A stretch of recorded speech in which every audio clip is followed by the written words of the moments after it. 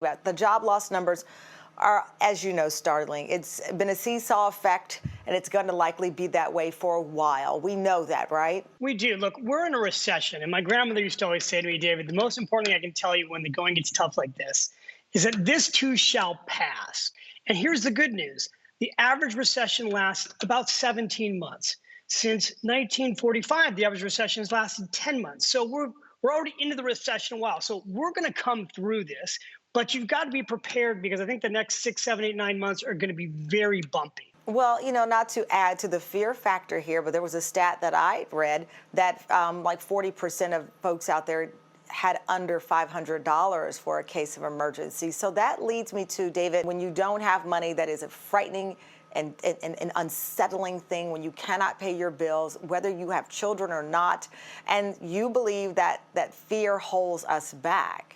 It does. So you have to face your fear. One of my biggest recommendations, do not talk about what you're afraid when it comes to money with your friends, because they'll tell you what they're afraid of. Instead, what I want you to do is work, not worry. Truly figure out where all your money is and where your money's going. Pull your last 3 months of statements, checking accounts, credit cards, everything that you're spending money on. I need you to go through those expenses. Anything that you haven't already cut out that's not truly critical. I'm talking like food and healthcare and housing. You've got to get rid of those things. And if you haven't gotten rid of them, then at least at a minimum, the second thing is renegotiate. Because now is a great time to call any company that you're paying anything for, from rent to any membership fees you have, really anything you're paying for, and call up and say, look, you know what? Times are tough. I've got to cancel this.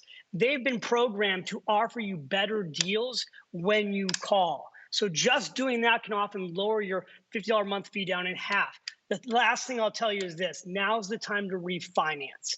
The good news in this recession is the Fed has lowered rates down to a very low rate, basically zero. And so you can refinance your mortgage debt, your student loan debts, your car loans, and your credit cards. That can help you immediately put money back in your pocket and not spend so much money on interest when you're making those payments. Yeah, I know you're going to stick around, and we're going to help out two families today. But one of the things I just want to go back to, your advice on really narrowing down and knowing where your money is going. I remember my first TV job, I made $14,500. My rent, I remember my rent, $520 exactly was my rent at the time. But one of the things that I had to learn, because listen, I was my backup plan, I am my backup plan, is to really try to pay attention to where every dollar is going. Because at one point I was like, what about my car note?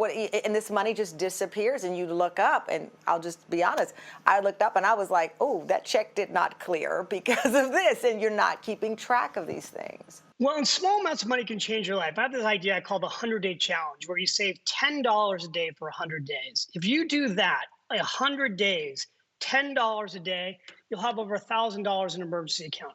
Now, that's more than 6 out of 10 Americans have. If you wanted to save $10,000, write this number down, $10,000 a year, you'd save $27.40 over the year. You'd have $10,000 in savings. Wow. The last thing I'll tell you right now is know this: recessions make people rich. They make millionaires. The last recession, how people built real wealth was in real estate.